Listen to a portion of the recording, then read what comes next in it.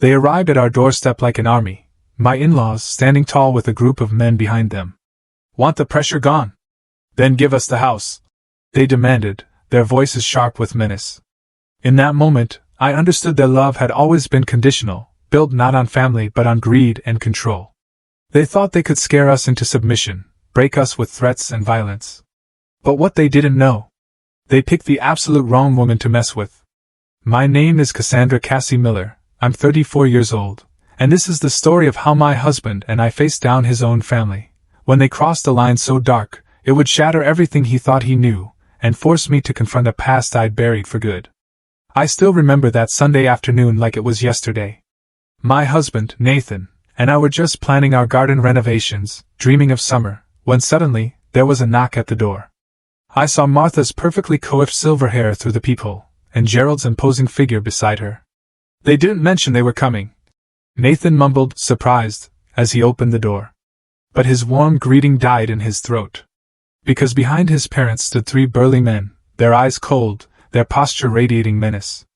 Martha, my mother-in-law, was wearing a designer trench coat, even though the weather was mild. Her makeup was flawless, as always, but her eyes, there was a hardness there I'd never seen before. Gerald, Nathan's father, stood with his shoulders squared, his expensive watch glinting. He pushed past Nathan into our foyer without an invitation, Martha clicking behind him on her heels. The three men followed, spreading out slightly in our entryway, and that's when a knot of alarm tightened in my stomach. "This is Marcus," Gerald announced, gesturing to a tall, broad-shouldered guy with a scar. "And Devin and Troy," he added, nodding to the other two. Devin was shorter, but heavily muscled, tattoos peeking from his wrists. Troy was leaner, with calculating eyes that kept scanning our home. They weren't just visitors. "What's going on, Dad?"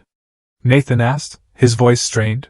He instinctively moved closer to me, a silent protectiveness that broke my heart because he had no idea what he was truly facing. "We've come to resolve the house situation," Martha said, her voice clipped, all business. "Things have become complicated, and we need a simple solution." Gerald pulled an envelope from his jacket. "These are papers transferring ownership of this house to us. Sign them today, and we'll allow you to stay as tenants for 3 months while you find somewhere else." My husband's face went white. "What?" he choked out. "This is our house. Grandma Gloria left it to us legally." "Don't be naive," Gerald snapped back. "The business is in trouble. We need liquid assets. And this house is the answer. You didn't earn it. You didn't pay for it. You just got lucky." I could feel Nathan's whole body vibrating with disbelief and anger. "I'm not signing anything," he said, his voice firm despite the tremor in his hands. "This is our home." Martha's expression hardened. "You don't understand the situation, Nathan. Your father has obligations that must be met. If they aren't, there could be consequences." That's when I found my voice sharp and cold. "Are you threatening us?" Gerald's eyes slid to the three silent men. "I'm simply saying that accidents happen when debts aren't paid. Homes catch fire. Cars malfunction. People get hurt." A wave of pure fury washed over Nathan. "Get out!" he roared, his voice shaking with righteous anger. "Get out of our house right now! Think carefully about this," Gerald warned, placing the envelope on our side table. "You have 24 hours to make the right decision." They left without another word, the three men following them out to a black SUV. Nathan immediately locked the door and leaned against it, his face ghostly pale. "I can't believe this is happening," he whispered. "My own parents." He pulled out his phone, dialing his father's number. I could hear Gerald's voice through the speaker, cold and distant. "Have you come to your senses?" he asked without preamble. "Dad, this is insane. You can't just demand our house and threaten us. What's really going on? Let me help you figure out another solution for the business," Nathan pleaded.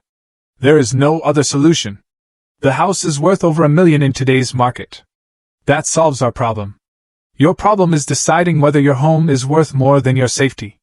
"You can't mean that. You're my father. Mom wouldn't let you do this." "Your mother agrees completely. This is business, Nathan.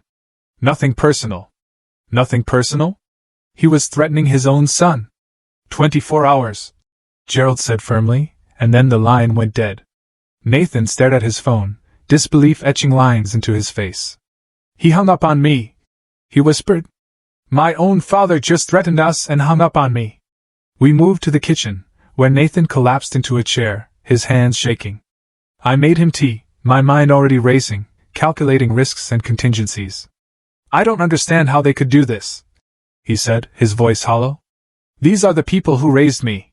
How could they bring criminals into our home and threaten us?" "I think your father is in deeper trouble than we realized," I said carefully. "Those men weren't just random thugs. They moved like professionals." Nathan looked up sharply. "How would you know that?" I hesitated. "Just an observation. The point is, we need to take this seriously. Those weren't idle threats." "Should we call the police?" Nathan asked. "Not yet," I replied, surprising even myself. "We don't have proof of threats, just implications. And if your father is mixed up with dangerous people, escalating too quickly could make things worse. So what do we do?" "First, we increase security. New locks tonight. Security cameras tomorrow. I know someone who can install them quickly." I was already mentally reviewing the house's vulnerabilities. "I should try to talk to my mother alone," Nathan suggested. "Maybe she'll be reasonable if my father isn't there." I nodded, though the cold determination in her eyes had already told me everything I needed to know about Martha. "We'll figure this out," I assured him, squeezing his hand. "They picked the wrong house to target." Nathan gave me a weak smile, not understanding the full meaning behind my words. He couldn't know that the skills I'd spent years trying to leave behind were already reawakening, that my mind was already mapping out defensive strategies and contingency plans. For now, I would let him believe we were just a normal couple facing an unusual threat. But if Gerald and his hired muscle pushed us further, they would discover exactly why they had, indeed, picked the wrong target. 3 days after the ultimatum, Nathan woke me at 6 a.m., his voice tight with pure rage. "They slashed my tires!" he said. I followed him to the driveway in my bathrobe. His car sat lopsided, all 4 tires flat, clearly knife cuts in the rubber. The driver's side door had been keyed with a deep, ugly scratch running its entire length. Under the windshield wiper was a note. "This is just the beginning. Reconsider our offer. We're calling the police," I said firmly, all hesitation gone. This was documented property damage, with an implicit threat.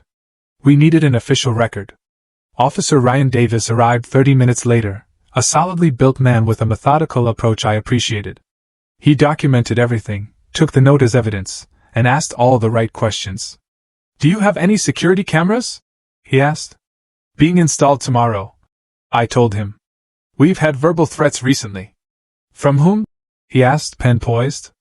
Nathan hesitated, then sighed. "My parents. They want us to sign over the house to them. My father's business is failing, and they need money." Officer Davis frowned, making detailed notes. "And you believe they're responsible for this vandalism? They came with 3 men 3 days ago. My father implied that accidents could happen if we didn't cooperate. I'll file the report, but without witnesses or video evidence, it's going to be difficult to prove who did this." "We understand," I said. "We just want it on record in case things escalate further." "I'd recommend a restraining order," Officer Davis suggested, "and get those cameras installed as soon as possible."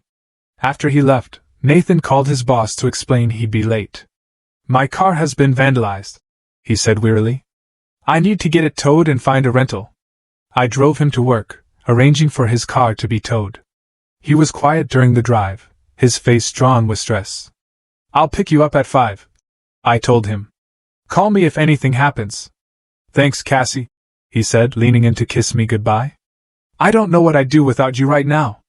I spent the morning making calls to security companies, arranging expedited installation of cameras and a monitored alarm system.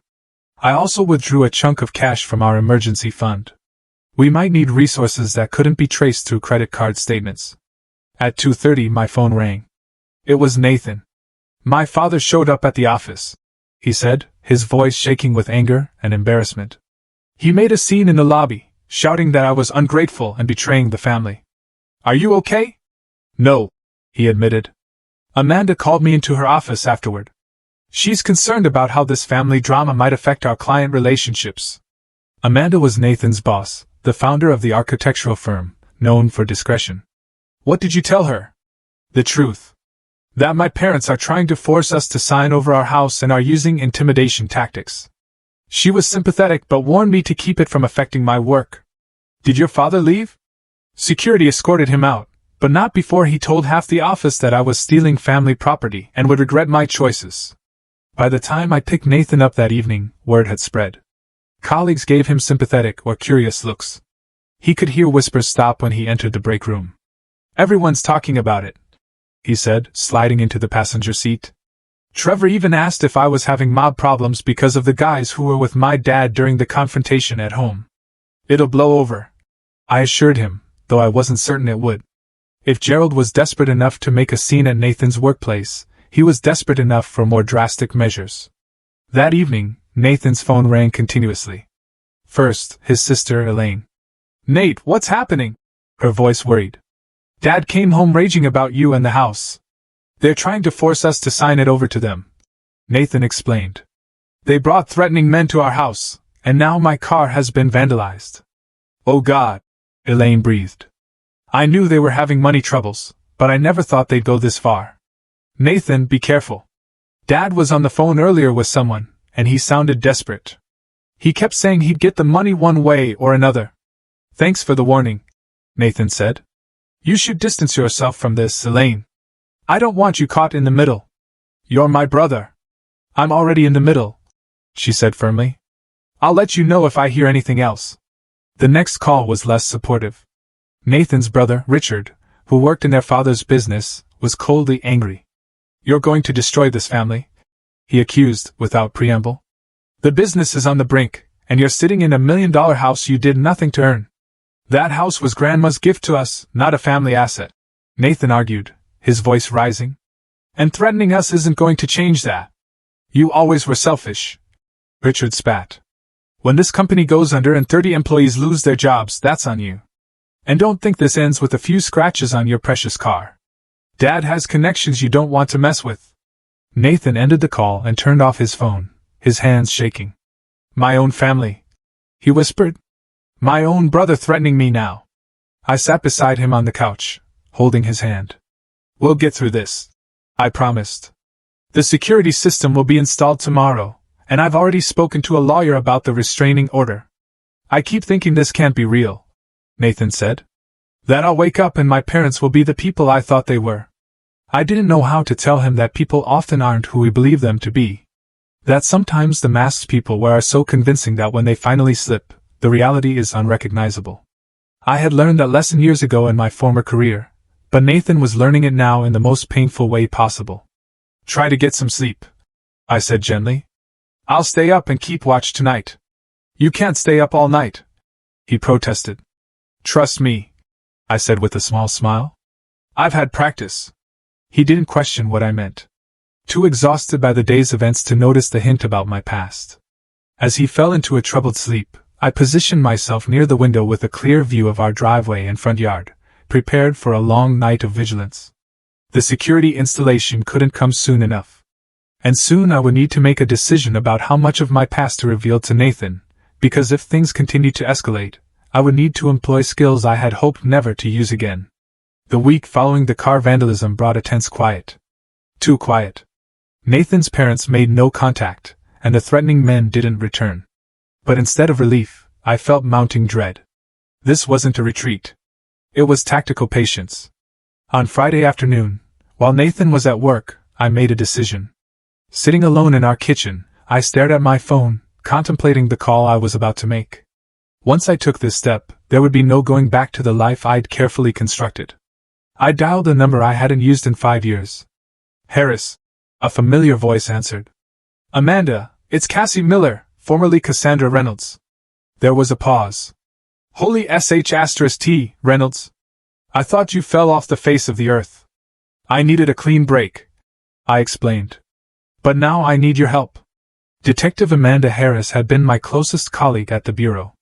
We'd worked together on the Donovan case, the one that had ultimately led to my departure from the FBI. You in trouble? She asked, her tone immediately professional. My husband's family is. His father's gotten involved with some dangerous people. They're trying to force us to sign over our house, and I'm concerned about escalation. I explained the situation in detail, using the precise, concise language of my former profession. It felt strange how easily I slipped back into that mindset. I can run background on these three men, Amanda offered, and check if Gerald Miller has known associations in our database. I'd appreciate that. And Amanda, my husband doesn't know about my past. None of it? She asked, sounding genuinely surprised.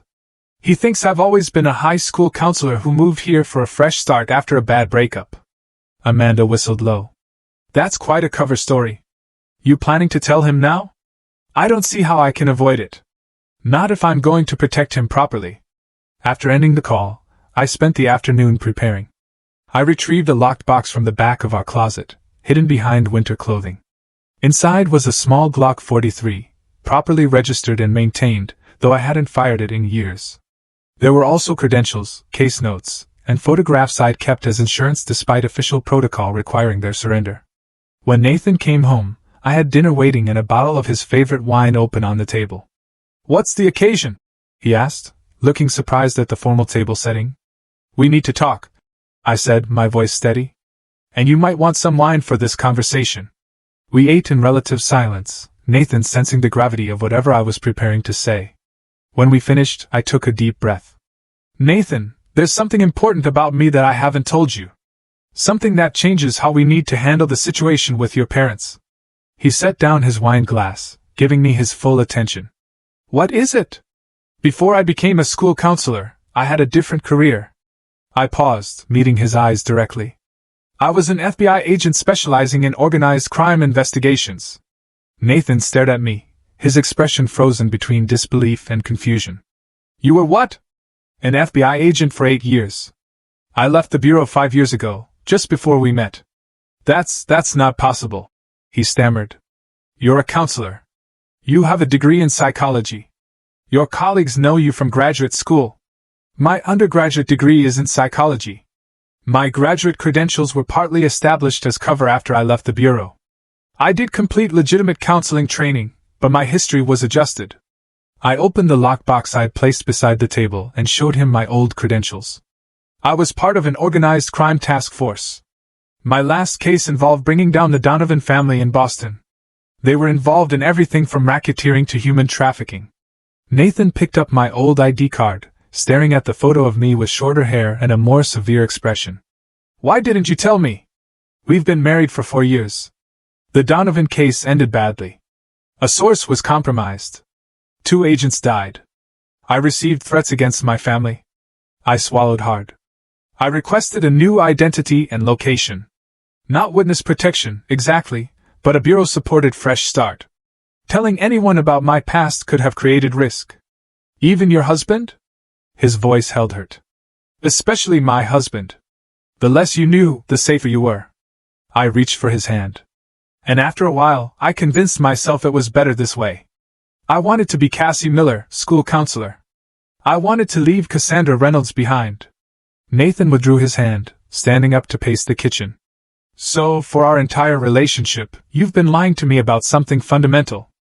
I've never lied about who I am as a person, I said quietly. My feelings for you, my values, the life we've built, that's all real. I just couldn't tell you about my professional past.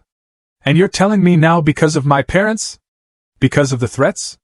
I nodded. I have training and connections that can help us. The men your father brought here, the tactics they're using. I recognize the patterns. This isn't just desperate family drama, Nathan. Your father has likely gotten involved with organized crime figures to keep his business afloat. Nathan sank back into his chair. This is insane. My straight-laced, country club father involved with criminals. My wife, a former FBI agent. I feel like I'm in some bizarre movie. I know it's a lot to process, I acknowledged. But we don't have the luxury of time. Your parents' desperation is escalating. And if your father owes money to the wrong people, they won't stop at vandalism. What exactly are you suggesting? First, I've asked a former colleague to run background checks on the men who came to our house. Second, we document everything and build our legal case. Third, we prepare for worst-case scenarios. Like what? Like a more aggressive attempt to force us out, or harm us. I hesitated. Nathan, I know how these situations typically evolve. The pattern suggests we haven't seen their worst yet. Nathan was silent for a long moment, staring at my old badge. Finally, he looked up, his eyes troubled, but clear. I'm angry that you kept this from me, he said quietly. I thought we didn't have secrets. But right now, we have more immediate problems. He took a deep breath. Tell me what we need to do. Relief washed through me, though I knew this conversation was far from over. The hurt in his eyes told me we would revisit this betrayal of trust many times. Thank you for understanding, I said softly. I don't understand, not fully, he admitted. But I trust you. Even now, I trust that you had reasons, and honestly, having an FBI agent for a wife might be exactly what we need right now. I gave him a small smile. Former FBI agent, but some skills you never lose. As I began outlining our security plan, I watched Nathan struggling to reconcile the woman he married with this new revelation. It would take time for him to process, but time was the one thing we might not have. Gerald and his associates wouldn't wait for us to work through our marital issues. And I was right. The next morning brought evidence that the situation was about to get much worse. We returned from grocery shopping on Saturday to find our front door slightly ajar. Nathan moved to enter, but I grabbed his arm, pulling him back to the car. Call the police, I instructed, my voice low and urgent. Report a break-in. Stay in the car and lock the doors. Where are you going? He asked as I reached into my purse. To clear the house. Cassie, no, he protested. If someone's in there, trust my training, I said firmly, revealing my Glock. Make the call now. I approached the house cautiously, using techniques that had once been second nature. The security system should have alerted us, but a quick glance at the control panel showed it had been disabled. Professional work. Room by room, I cleared our home, finding it empty of intruders, but thoroughly ransacked. In the office, our filing cabinets hung open, papers scattered across the floor. The safe behind the bookshelf stood open and empty, Grandma Gloria's jewelry and our emergency cash gone. But it was the targeted nature of the search that confirmed my suspicions. Specific documents were missing, including the house deed, insurance papers, and our identifications. This wasn't a random burglary. It was a focused attempt to gather information and valuables. In the bedroom, a message had been spray-painted across our wall. Next time you'll be home. I heard sirens approaching and holstered my weapon before the police arrived. Officer Davis was among the responding officers, his expression grim as he surveyed the damage. You're lucky you weren't home, he commented as his partner took photographs of the graffiti. It wasn't luck, I replied. They knew our routine. They waited until we'd left. Nathan stood in the doorway of our bedroom, his face pale. They took the deed to the house, he said. And Grandma Gloria's jewelry. Check your security footage, Officer Davis suggested. The system company should have cloud backup even if they disabled the main panel. He was right. When the technicians arrived, they retrieved footage showing Troy and Devin breaking in through our back door, their movements methodical and practiced. The timestamp showed they'd entered just 20 minutes after we'd left. I recognized them, Officer Davis said, studying the footage. They're known associates of Frank Wilson, small-time enforcer for bigger operations. Frank Wilson, I repeated, filing the name away to research later. After the police left, Nathan and I began the process of cleaning up. As we worked in silence, his phone rang. It was Richard. Enjoying your weekend? His brother asked, his tone smug. I hear you had some unexpected visitors. Nathan's knuckles whitened around the phone. Did you know about it? Did you know they were going to break into our home? Let's just say I wasn't surprised. Dad's patience is running out, Nathan. The offer still stands. Sign over the house, and this all goes away. Tell Dad he's just added breaking and entering, theft, and criminal threats to his list of problems. Nathan snapped before hanging up. They're getting bolder, I observed, carefully sweeping up broken glass from a picture frame. The photo inside, one of Nathan and me on our wedding day, had been deliberately torn. What's our next move? Nathan asked, his jaw set in determination that replaced his earlier shock. Before I could answer, my phone buzzed with a text from Amanda. Call me. Found connection between Gerald Miller and Frank Wilson. Not good. First, we finish securing the house, I said. Then I need to make a call. The next morning, as we were replacing the locks for the second time that week, I spotted a familiar SUV parked down the street. "Nathan, go inside," I said calmly. "We have company." "What? Who?" "Marcus, the tall one from the other day. He's watching the house." Nathan's face hardened. "I'm calling the police." "Not yet," I said. "Let me handle this first." Against Nathan's protests, I walked calmly to my car and drove to the nearby grocery store. As expected, the black SUV followed at a discreet distance. In the store parking lot, I parked deliberately in a secluded corner and waited. Marcus approached my car window, his confidence evident in his relaxed posture. He clearly didn't view me as a threat. "Mrs. Miller," he said with a smile that didn't reach his eyes. "Funny running into you here." "Is it?" I asked coolly. "Seems like you've been running into me quite deliberately." He chuckled. "Just keeping an eye on a valuable property. Your father-in-law is very concerned about his investment." "It's not his investment," I replied. "And you can tell him and Frank Wilson that harassment and breaking and entering are serious charges." A flicker of surprise crossed his face at the mention of Wilson's name.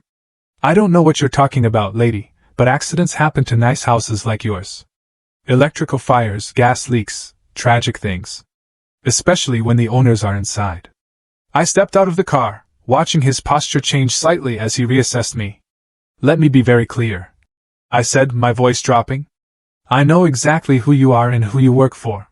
Your presence at my property has been documented and reported. If anything happens to our house or to us, the evidence leads directly to you, to Wilson, and to Gerald Miller." "You threatening me?" he asked, his amusement fading. "No, I'm informing you of facts. Now, here's another fact. I'm not the defenseless housewife you think I am. So the next time you or your friends come to my property uninvited, be prepared for consequences." I held his gaze steadily until uncertainty crept into his expression. People like Marcus relied on intimidation of the vulnerable. When that dynamic shifted, they often retreated to reassess. "Just delivering a message," he finally said, stepping back. "Mr. Miller wants this resolved by Monday, one way or another." "Duly noted," I replied, getting back into my car. "I have a message too. Tell Frank Wilson to research who he's dealing with. The name Cassandra Reynolds might interest him." I drove away, watching in my rearview mirror as Marcus stood frozen in the parking lot. Using my former name was a calculated risk, but one that might buy us time if Wilson was smart enough to do his homework. When I returned home, Nathan was frantic. "What were you thinking?" "Confronting him alone. Creating uncertainty," I explained. "People like Marcus rely on fear. When you show none, it disrupts their playbook. And if he had attacked you? He wouldn't. Not in public, not without orders." I touched Nathan's cheek gently. "Trust me to know how these people operate." The next day, we met with Rebecca Foster, a lawyer specializing in property disputes and restraining orders. Her office was in a converted Victorian, not unlike our own home, with modern security systems discreetly integrated. "Based on what you've told me, we have grounds for both criminal charges and civil action," Rebecca explained after hearing our story. "The documented threats, the break-in, the vandalism, all create a clear pattern of harassment and intimidation." "What about the house itself?" Nathan asked. "Could they have any legal claim to it?" "None whatsoever," Rebecca assured him. "I've reviewed the will and property transfer.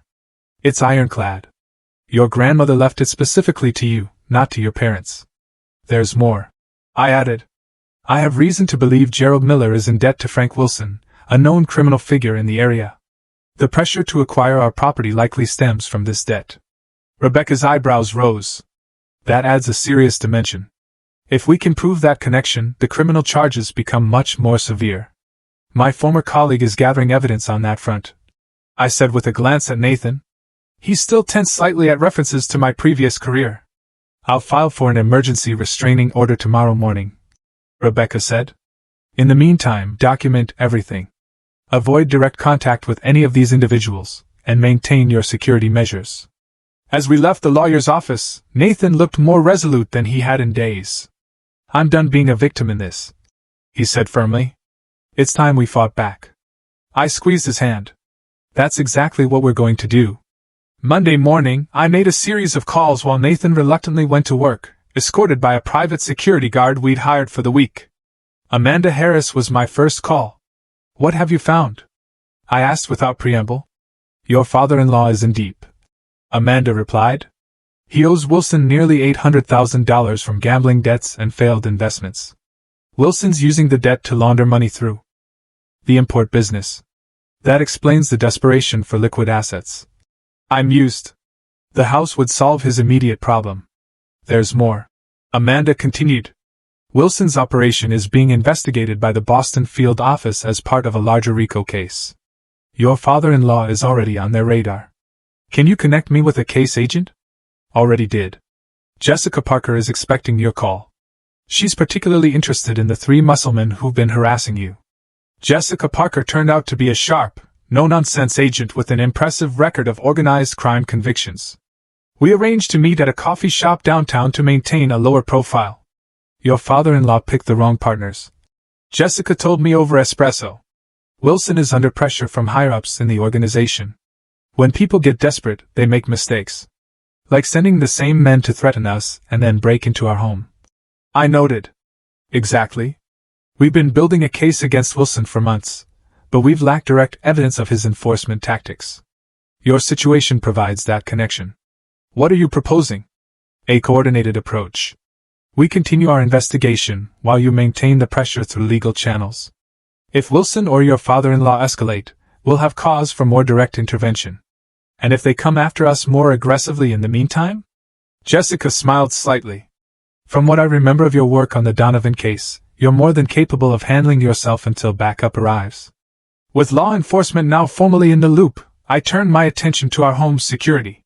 The system installed after the break-in was good, but not good enough. I called in a specialist I'd worked with during my bureau days, a former Army Ranger named Michael Sullivan, who now ran a private security firm. The existing setup has too many vulnerabilities. Michael concluded after inspecting our property.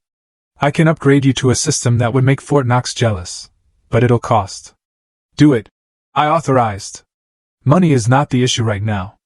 Within 48 hours, our home had military-grade surveillance, reinforced entry points, motion sensors, and a panic room converted from our walk-in closet.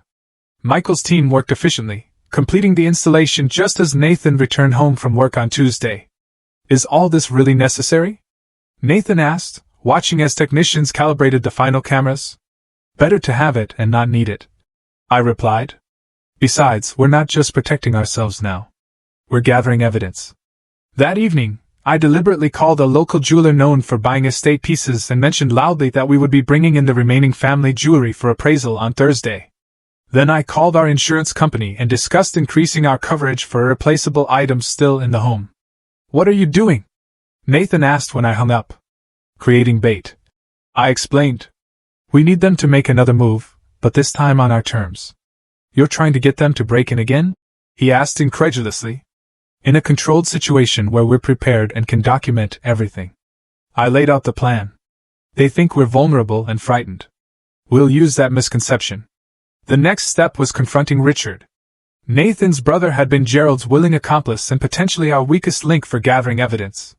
We arranged to cross paths with him at a family event for a cousin's birthday held at a restaurant downtown. The tension was palpable when we arrived. Martha and Gerald had chosen not to attend, but Richard was there with his wife Laura, who looked incredibly uncomfortable with the entire situation. I'm surprised you had the nerve to show up, Richard said when he spotted us, his voice just low enough that other family members couldn't hear. We are not the ones who should be ashamed, Nathan replied calmly. How much do you know about Dad's arrangement with Frank Wilson? Richard's face paled slightly. I don't know what you're talking about. The FBI does, I interjected quietly. They're building a RICO case as we speak. Anyone involved could face serious charges. You're bluffing, Richard hissed, but the uncertainty in his eyes was clear. We have the break-in on video. Nathan continued. Troy and Devin are already identified in police reports. The question is, how involved are you?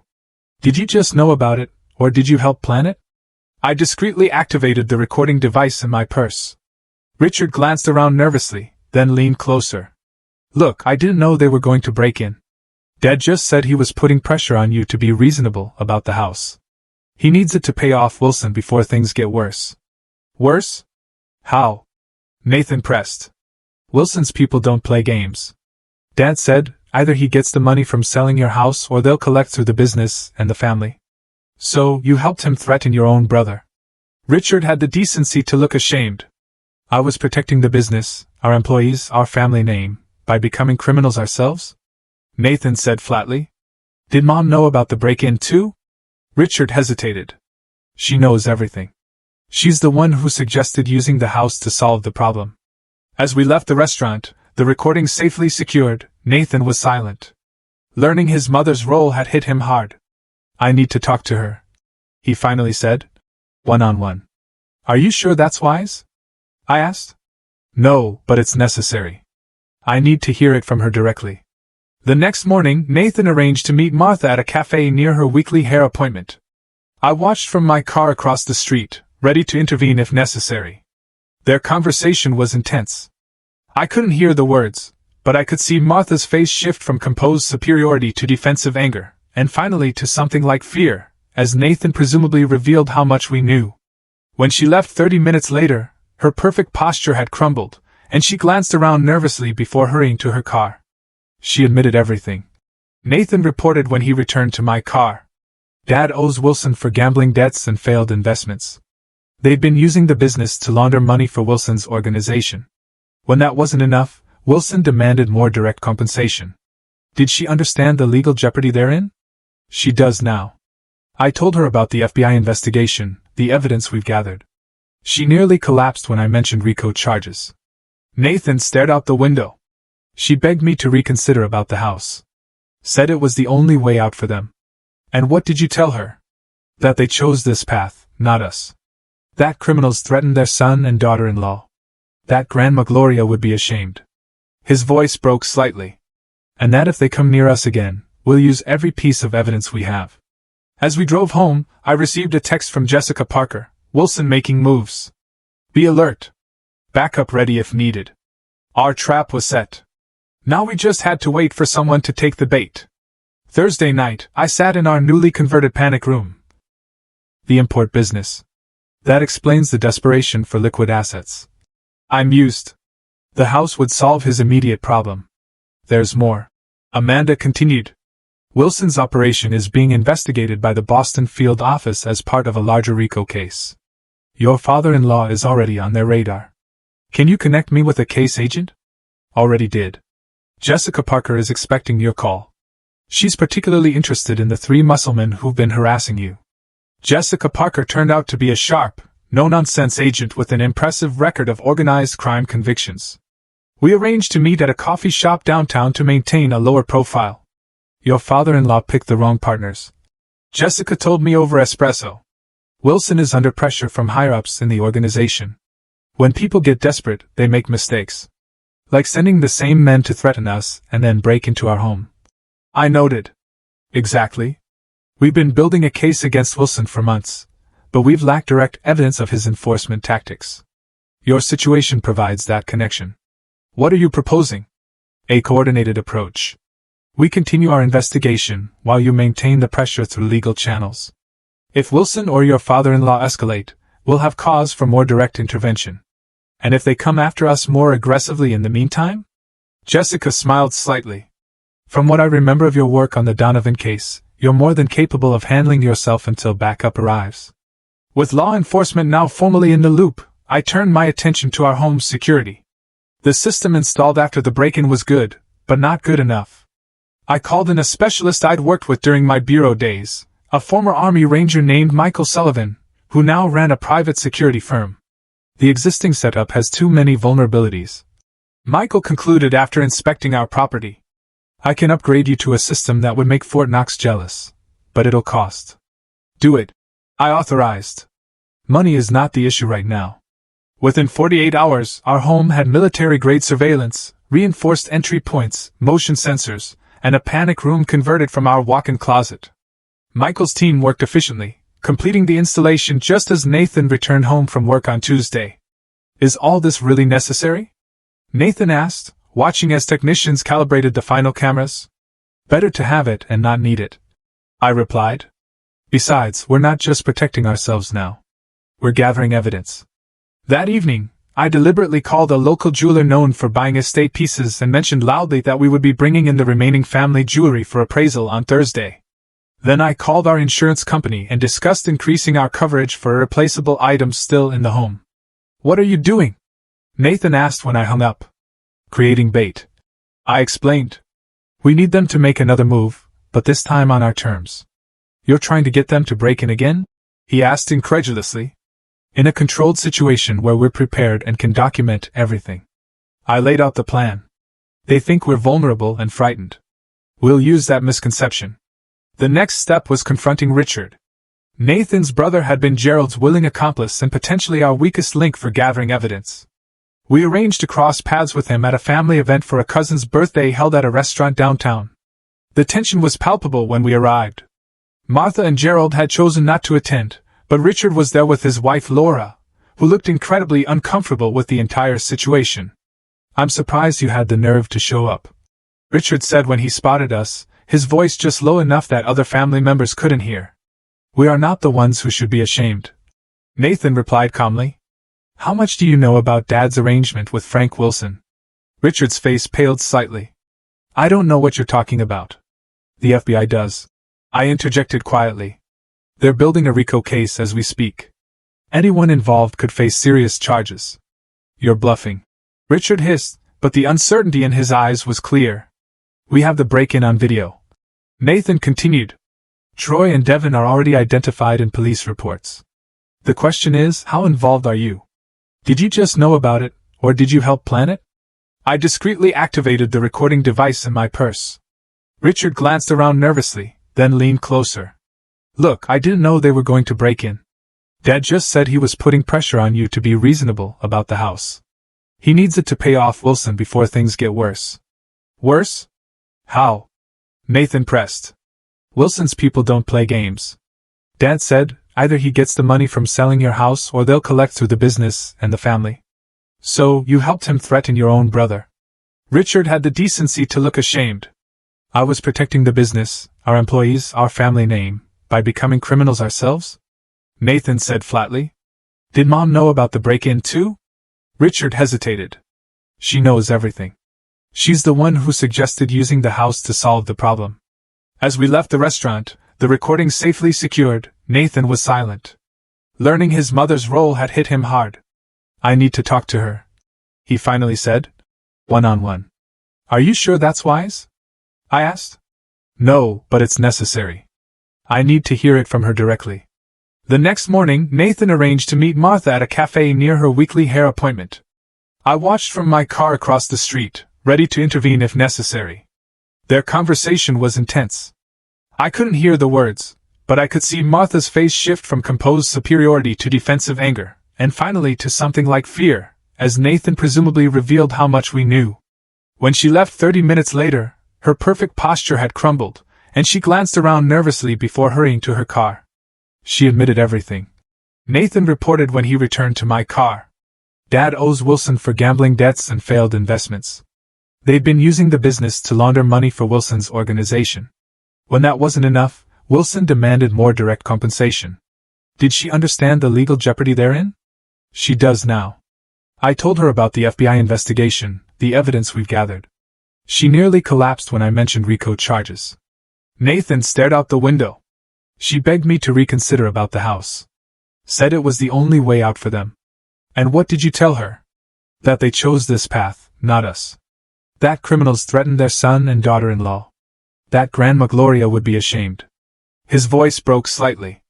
"And that if they come near us again, we'll use every piece of evidence we have." As we drove home, I received a text from Jessica Parker. "Wilson making moves. Be alert. Backup ready if needed." Our trap was set. Now we just had to wait for someone to take the bait. Thursday night, I sat in our newly converted panic room, monitoring the security feed while Nathan tried to sleep in our bedroom. The jeweler appointment I'd loudly discussed had been scheduled for Friday morning, making Thursday night the logical time for another break-in attempt. At 11:43, the perimeter alarm silently alerted me to movement in our backyard. 3 figures appeared on the infrared camera, approaching the rear door. I recognized Troy, Devin, and Marcus immediately. "Nathan," I called softly through the intercom we'd installed. They're here, 3 of them at the back door. Activate Protocol 2. Nathan had insisted on being part of the plan despite my concerns. He quickly moved to his position in the upstairs hallway where he could monitor the second floor while staying safely out of sight. I watched as Troy worked on our back door lock while the others kept watch. Despite the upgraded security, they managed to disable the visible alarm panel and enter within minutes. Professional work, confirming my suspicions about their background. Once they were inside, I activated the silent alarm that would alert both our private security team and the police officers Jessica had stationed nearby. Then I sent the text message we'd arranged, "Canaries in the cage." The intruders moved methodically through our first floor, heading directly for the study where we'd conspicuously placed a news safe. Inside was costume jewelry designed to look valuable, along with fake documentation for offshore accounts. Another piece of bait. "They're at the safe," Nathan whispered through the intercom. "Stay in position," I reminded him. "Help is 3 minutes out." As the men worked on cracking the safe, headlights swept across the front of the house. A car had pulled up outside. "We have new arrivals," I reported, switching to the front camera feed. "It's your parents." Gerald and Martha approached the front door, looking anxious. Gerald unlocked it with what must have been a key they had made during the previous break-in. Their coordination with the intruders was now undeniable, captured clearly on multiple cameras. "Mom and Dad are inside," Nathan confirmed, his voice tight with a fresh wave of agony. "They're talking to the men." I could see them now on the interior cameras. Gerald gesturing emphatically while Martha stood slightly behind him, her eyes darting around nervously. "Get the deed and anything valuable," Gerald instructed. "We need to make this look like a regular burglary gone wrong." "What about the occupants?" Marcus asked. Gerald hesitated, then said, "Do what you have to do. Just make sure we get what we need." Martha gasped. "Gerald, you said no one would get hurt." "Be quiet," Gerald hissed. "It's too late for cold feet." That was all the evidence we needed. I pressed the final alert button that would bring in the tactical team, then used the house intercom system to address the intruders. "Attention, this property is under surveillance. Law enforcement has been notified and is surrounding the premises. Put your hands up and remain where you are." Chaos erupted. Troy and Devin bolted for the back door while Marcus threw a weapon down. Gerald stood frozen in shock while Martha began to cry. "Federal agents! Nobody move!" Shouts came from outside as tactical teams breached both entrances simultaneously. Within seconds, the house was swarming with FBI agents and police officers. Troy and Devin were tackled attempting to flee while Marcus surrendered his weapon after a tense standoff. Gerald and Martha were handcuffed and led outside to waiting vehicles. I emerged from the panic room to find Nathan standing at the top of the stairs, watching the scene unfold with a stunned expression. "It's over," I told him, taking his hand. "We got everything on camera. Multiple felonies, conspiracy, clear evidence of their connection to Wilson." Nathan nodded silently, watching as his parents were placed in separate police cars. Jessica Parker approached us once the scene was secured. "Textbook operation," she commented. "We've got Wilson in custody too. Picked him up simultaneously at his club downtown. His operation is finished." "What happens now?" Nathan asked, his voice still a little shaky. "Formal charges will be filed tomorrow. The evidence is overwhelming, so I expect plea deals will be offered. Your parents are looking at serious charges, but cooperation could reduce their sentences." As the law enforcement teams processed the scene, Nathan and I sat on our front porch, watching the activity. Blue and red lights flashed across our yard, illuminating the historic facade of the home that had become the center of so much conflict. "I never imagined it would end like this," Nathan said quietly. "My parents in handcuffs. Their business exposed as a money laundering operation. I'm sorry it came to this," I said, and I meant it. Despite everything, these were still his parents. "Don't be," he replied. "They made their choices." He squeezed my hand. "And in a strange way, their threats brought out the truth about you. No more secrets between us." I nodded, realizing he was right. The crisis had forced me to reveal my past, but in doing so had removed the barrier I'd built between my former and current selves. "No more secrets," I agreed. "Cassandra Reynolds and Cassie Miller are finally the same person." As dawn broke over our neighborhood, the last police car pulled away. Our house stood quiet once more, but fundamentally changed. Like us, it had weathered a storm and remained standing, perhaps stronger for having been tested. The legal proceedings moved swiftly. With overwhelming evidence and the broader RICO investigation into Wilson's organization, prosecutors had a powerful case. Gerald faced charges of conspiracy, extortion, money laundering, and solicitation of burglary. Martha was charged as an accessory, though her attorney argued successfully that she had been coerced by her husband. Troy, Devon, and Marcus quickly turned on their employers, offering testimony against both Wilson and Gerald in exchange for reduced sentences. Richard too found himself facing charges for his role in the intimidation campaign. Nathan testified at his father's preliminary hearing, his voice steady as he recounted the threats and break-ins. I sat in the courtroom, watching his strength with pride. My father betrayed everything he claimed to value, Nathan told the court. Family, honesty, integrity.